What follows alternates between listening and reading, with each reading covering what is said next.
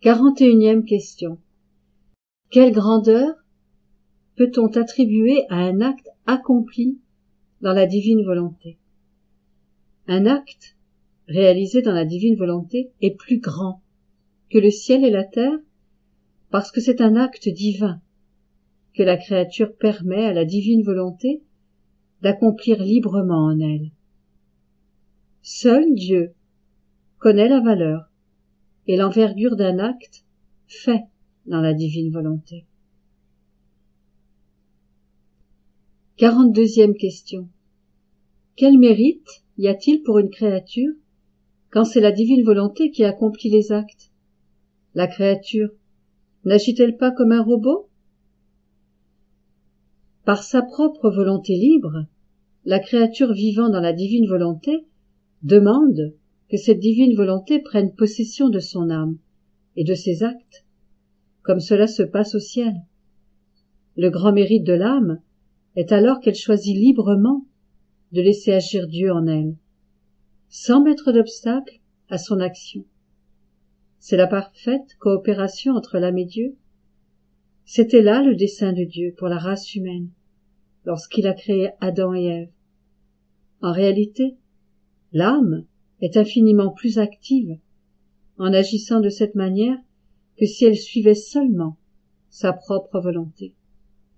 Dans cet état, en quelques minutes, la créature réalise plus de bien et donne plus de gloire à Dieu que pendant des siècles en dehors de l'unité parfaite avec Dieu.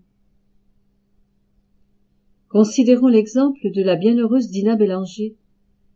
Elle expliqua que Dieu avait absorbé complètement son être en Jésus, qu'elle vivait par lui dans la Trinité adorable, dans la vie de l'éternité, et que Jésus avait pris sa place sur terre comme son divin substitut. 43e question. Comme Dieu connaît toutes choses et tout ce qui est possible, pourquoi a-t-il créé Adam et Ève alors qu'il anticipait leur immense ingratitude et leur rejet du plus grand don qu'il pouvait accorder à une créature?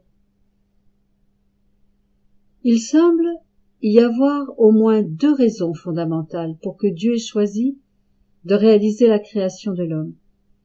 La première est que la seconde personne de la Trinité, le Fils unique du Père, deviendrait homme et remédierait à la perte de gloire que Dieu essuierait de la part des créatures humaines. La deuxième raison est que vers la fin des temps, l'ère du troisième fiat de Dieu amènerait une nouvelle génération d'âmes qui vivraient dans la divine volonté comme prévu au commencement. À l'exemple de Jésus, par le moyen de la divine volonté qui est éternelle et immédiate à tout ce qui est passé, présent et futur, ces âmes referaient les vies de tous les hommes, donnant à Dieu une parfaite gloire dans chaque pensée, parole, réalisation et mouvement de tous les hommes de toutes les générations. Tout est possible avec Dieu. Jésus l'a fait. Maintenant, il veut que les créatures fassent de même en ayant recours à la puissance universelle de la divine volonté. 44e question. Comme la plupart des saints du ciel n'ont pas possédé le don de la divine volonté pour animer leurs activités lorsqu'ils étaient sur la terre, il semble qu'ils n'ont pas accordé à Dieu toute la gloire qui lui était due, et qu'ils comptaient recevoir. Est-ce exact? Oui. Puisqu'il existe une parfaite charité au ciel, les saints veulent que Dieu reçoive toute la gloire qui lui est due. Voilà pourquoi ils le pressent constamment de hâter l'arrivée des enfants de la divine volonté sur la terre, afin qu'ils puissent refaire la vie de tous, incluant les leurs, et ainsi compléter leurs bonnes œuvres dans la plénitude de la vie divine. Dans le décret de la création, qui est le premier fiat de Dieu, le plan divin prévoyait que tous les hommes accorderaient une gloire parfaite à la Sainte Trinité, en toutes les choses reliées à leur existence sur la terre. Tel que mentionné précédemment, cela signifie que toutes les créatures devaient vivre constamment dans la divine volonté et donner une gloire parfaite à Dieu dans chacune de leurs pensées et de leurs paroles, dans toutes leurs réalisations, dans tous leurs mouvements, et ceci, à partir du moment de leur conception, jusqu'à la fin de leur vie sur terre. 45e question.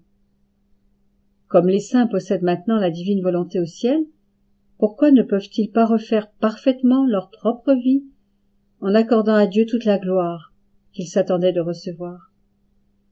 Le temps du mérite s'arrête avec la mort. De même, le temps de donner à Dieu la gloire qui lui est due dans notre vie terrestre cesse avec la mort. Par le moyen de la divine volonté, Jésus, l'homme-Dieu, a refait la vie de tous dans l'ordre divin, alors qu'il était sur la terre. Étant Dieu par nature, et homme aussi, il veut la gloire que peuvent lui procurer de simples créatures en faisant ce qu'il a fait. En possédant la divine volonté, ces créatures seront capables d'imiter ce que Jésus a réalisé. De cette façon, le dessein premier de la création sera accompli. 46e question. Avec la réalisation du troisième fiat, Dieu nous appelle-t-il à une dévotion spéciale envers la divine volonté? Non. Dieu nous appelle à vivre une seule et même vie avec lui. Il ne s'agit pas d'une nouvelle dévotion, même si on peut se vouer à la divine volonté. Une dévotion n'est pas la vie. Nous sommes appelés à vivre la vie dans la divine volonté. 47e question. Que dire des révélations reçues par sainte Marguerite Marie Alacoque sur la dévotion au Sacré-Cœur de Jésus? De nombreuses personnes ne prient-elles pas pour le règne du Sacré-Cœur de Jésus? Ces révélations sont très belles et très fructueuses. La vie du Sacré-Cœur de Jésus est parfaitement dans la divine volonté.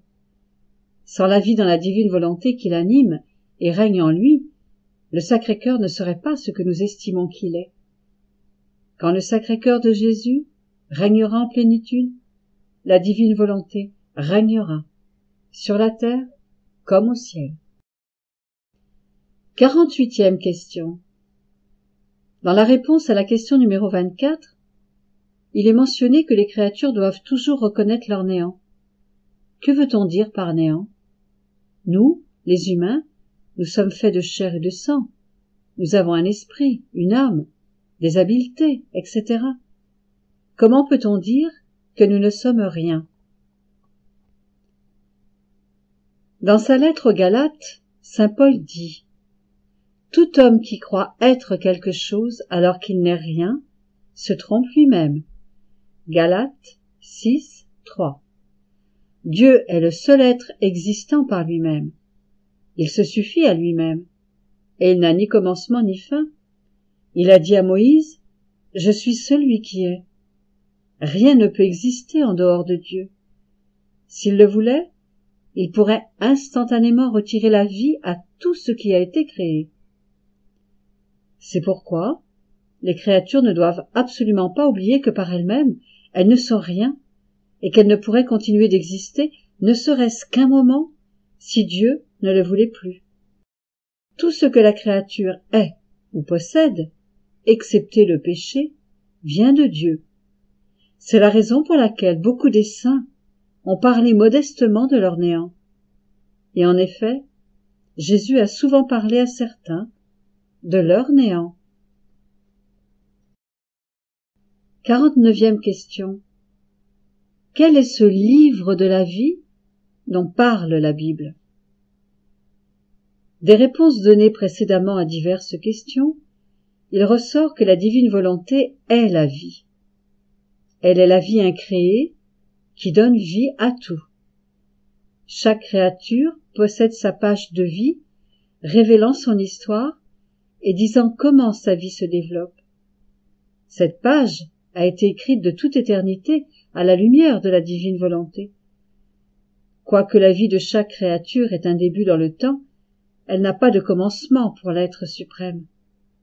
La page de vie de chaque créature, écrite avec tant d'amour par l'être suprême, devait être accomplie par la créature dans le déroulement de sa vie sur la terre. Tel était le plan divin, l'idéal divin. Seule la très sainte Vierge Marie a accompli parfaitement cet idéal de Dieu, parce que, pas même un instant, elle n'a suivi sa propre volonté.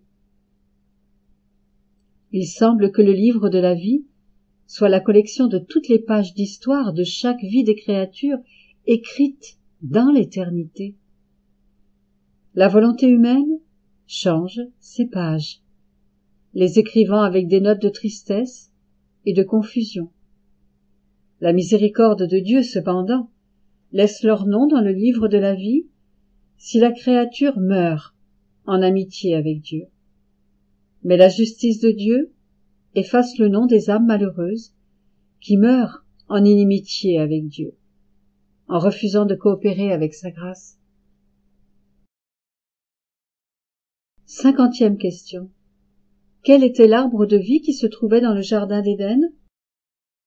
L'arbre de vie semble symboliser la divine volonté qui est l'éternelle vie de Dieu lui-même.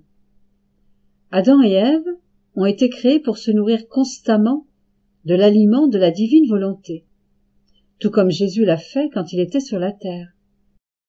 Si Adam et Ève s'étaient toujours nourris de la divine volonté et jamais de leur propre volonté, ils n'auraient pas perdu le paradis terrestre, ni les dons extraordinaires qu'ils possédaient, par exemple l'immortalité